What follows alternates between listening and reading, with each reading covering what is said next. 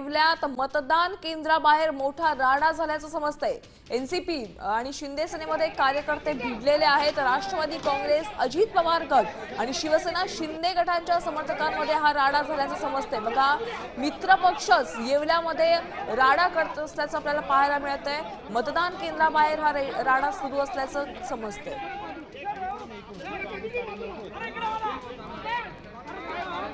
आमचे प्रतिनिधी अभिजित सोनावणे यांच्याकडून माहिती जाणून घेऊया। अभिजित, नेमकं भांडण कशामुळे झालेलं आहे?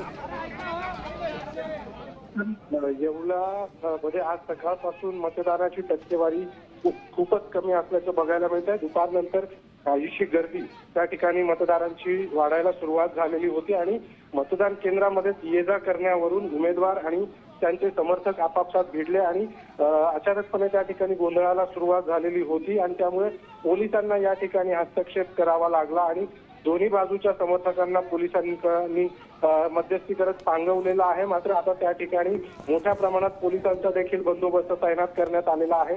प्रामुख्याने मतदान केंद्रामध्ये उमेदवार आणि त्यांचे समर्थक या ये जा करत असल्यामुळे त्यावर आक्षेप। नक्कीच, धन्यवाद अभिजित या सविस्तर माहितीसाठी। आपण पाहतोय येवल्यातली ही दृश्य आहेत। मतदान केंद्राबाहेर मोठा राडा झालेला आहे।